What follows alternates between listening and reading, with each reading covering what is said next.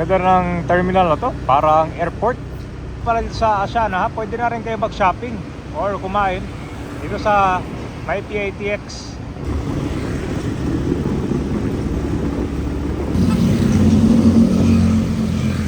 Alternatibong kalsada. Pag galing kayo sa PITX at pupunta kayo ng C5 Road, C5 South Link, Zapote, or kung saan pa, ito na yung kalsada ngayon. Mas maganda na siya ngayon. Dadaanan din natin ang PITX Terminal at saka itong Las Piñas Parañaque Wetland Park. Dito po yan sa may Parañaque River. Dito tayo magsisimula sa may PITX. So after dito sa terminal, pag gusto niyo pumuntang C5 or Zapote, ito po yung alternatibong daanan. So sa service road lang to. Diretso ka dito. Tapos dito, diretso dyan. Tapos dito may maliit na daanan dyan. Diretso lang dito sa service road. Aakyat yan dito sa tulay. So aakyat yan dito. Dadaan ng Bulungan Seafood Market. Tapos iikot lang at dadaan na yan sa service road dito. So ang daanan mo, dito yan, diretso. Yan, masusundan naman yan kasi may mga dumadaan din. Karamihan mga motor yun eh. So pagdating mo dito, ang labas mo, dito na sa Cavitex C5 link. Yan. So pag didiretso kayo ng Taguig, pwede na lang kayo dumiretso dyan. So pag didiretso kayo sa Pote, dito lang din daanan yan. Hanggang dito sa C5 Road naman. Hanggang dito tayo sa C5 Road dito. Dadaan tayo ng Villar Sipag.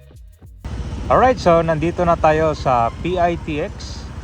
Ito po yung Parañaque Integrated Terminal Exchange. Ito po yung PITX. Ang ganda ng terminal na to, parang airport. Saka mala mall. Ikot lang tayo dito sa likod kasi dito tayo magsisimula, di ba?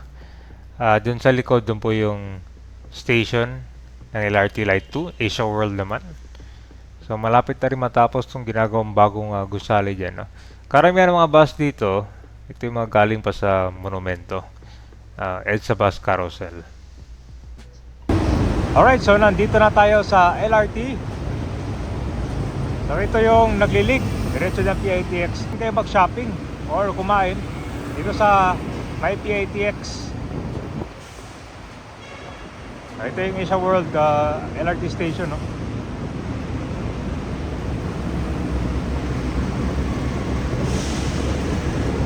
Pagkalabas nyo lang sa terminal, kakaliwa na kayo dito. Ito na yung kalsada na alternatibo or shortcut papuntang C5, Zapote, hanggang ko na rin yan, Cavite. Ito, may kita nyo lang tong sign, this way to Las Piñas Parañaque Wetland Park. At ito rin ay pag diretso dun sa service road, papunta na rin to ng C5. So alternate siya kung ayaw nyong dumaan dun sa may sukat. Tapos ito, one way lang tong kalsada. Pag galing kayo sa service road, palabas kayo, dito yung labasan niya, no? Dati kasi kwanto two way, kaya lang medyo masikip. Kasang-kasa lang to sa mga motor, mga four wheels. Hindi pa kasi nalawakan yung malapit sa river eh. Maganda rin dito. Karamihan dumadaan ito mga motor talaga pag galing sila sa C5. Yan, pakita ko muna sa inyo itong Bancabay, no? Yung maraming mangrove dyan, no? Yan po yung Parañaque River.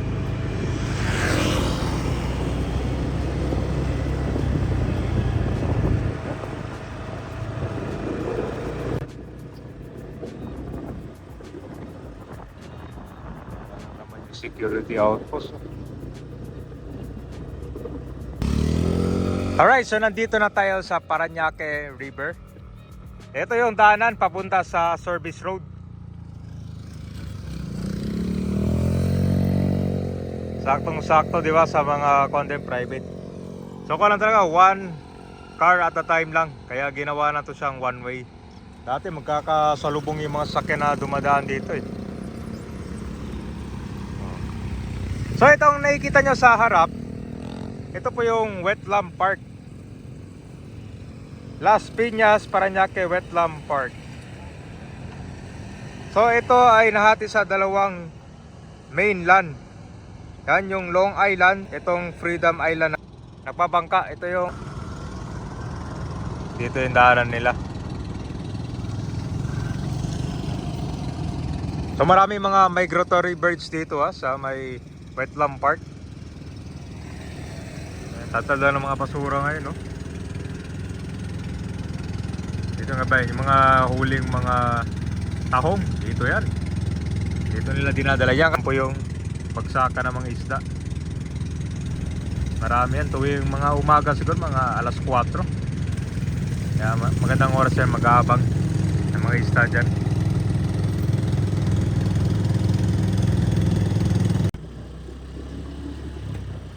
Pero kung dito siguro pwede pa gawang kalsada na, pero mukhang yan, kaya pang lawakin to eh. So parang one lane lang talaga siya.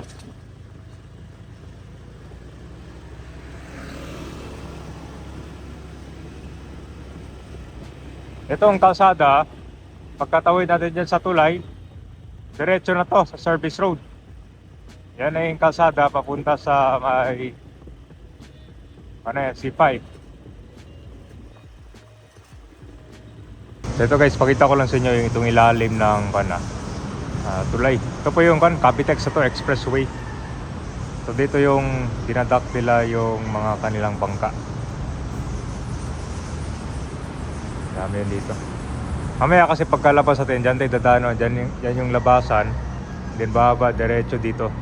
Kaya nakikita mo yung kalsada dyan, yan yung diretso papuntang service road, all the way sa C5 sa Bote. Alright, so nandito na tayo. Ito po yung personal project ni Villar. So yung pagka-exit nyo dito mag-turn right na kayo.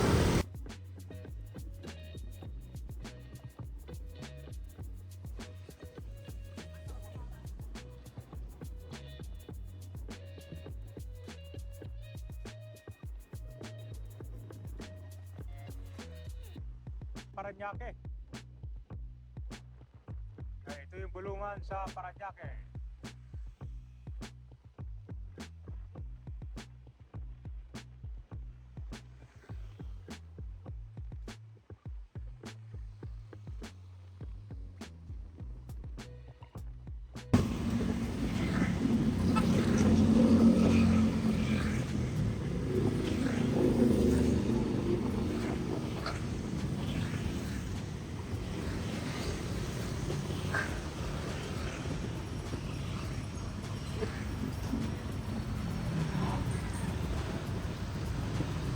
Yan dito, yung mga titinda na akong kagabay ng mga tahong. Baba.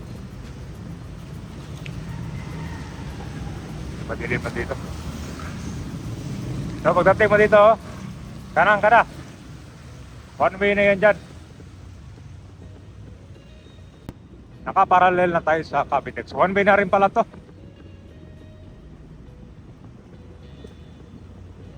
Saan to? Part pa ng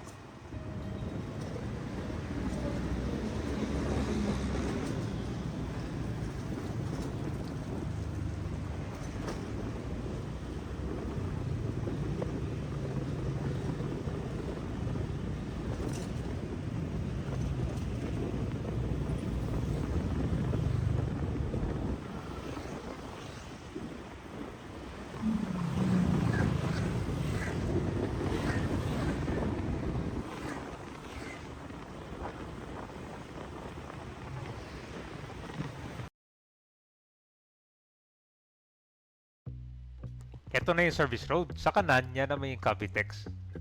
Pa-exit na yan sila sa expressway. Ngayon, itong daanan na to, the best siya kung pupunta kayo ng C5, C5 Southlink, Zapote. Yan, karamihan dito mga motor yan dumadaan kasi kung talaga ito lang naging best choice nila to. So, kaya lang, diretso ko lang. Ito kasi parang hindi pa yata lumalabas sa navigator app. Hindi lang ako sure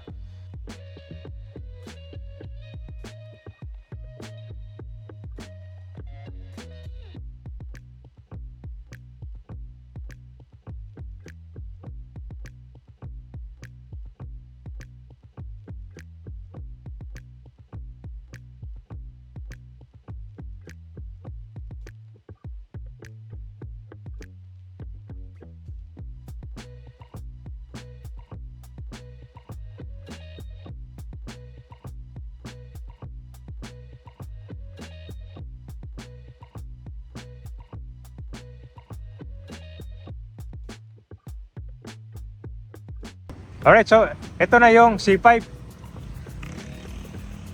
Ito na yung C5 Southlink Expressway naman. Simula dito sa Cavitex, diretso to hanggang Taguig.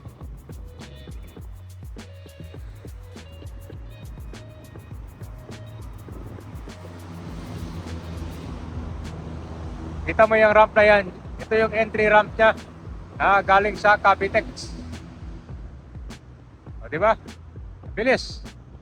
So, diretso pa tayo dito at papunta na tayo dun sa C5 Road.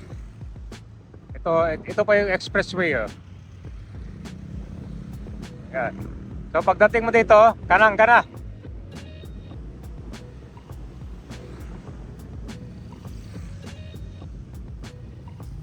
Yan, papuntang C5.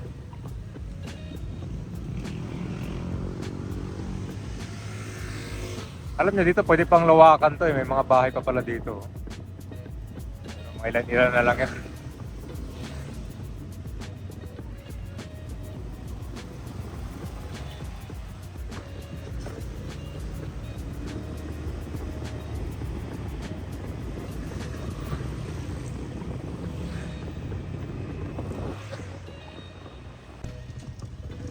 Ito, malapit na tayo sa C5 Road. Ito pala yung mga natitirang bahay dito.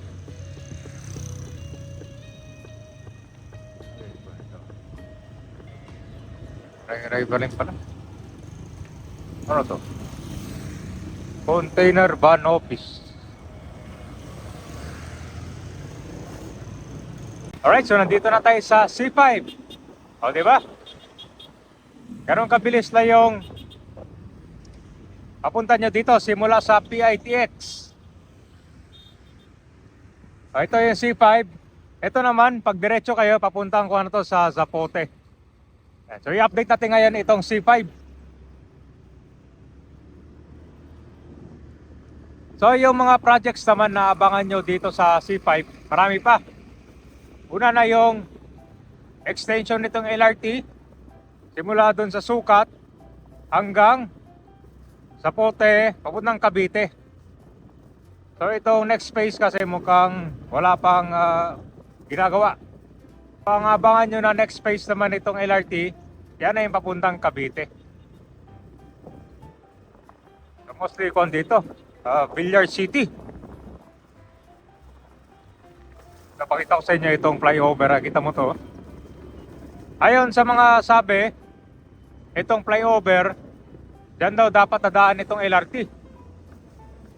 Pero anong nangyari, nauna tong flyover. So mukhang kanto, mababago yung daanan ng LRT nito. Naalala niyo yung opening nito. Diretso to sa Villar Sipag.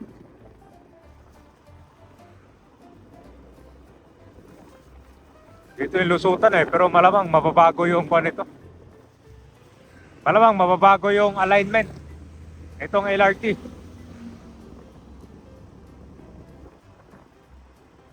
Diretso lang ito. Pag diretso mo pa, papuntang Sukat na yan. Pag sasakay ka ng LRT, doon mismo sa Sukat Station.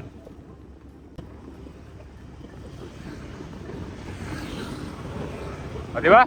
Pagkababa mo ng flyover, ito na yung Villar Sipag.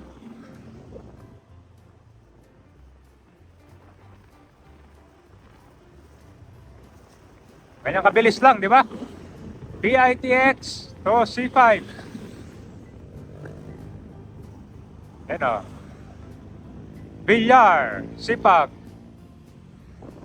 Ang dami na mga ako dito, bagong ito. Usually, kung ito pang stopover pag galing kay Las Piñas. At dito kay Baba, daming mga kainan dito.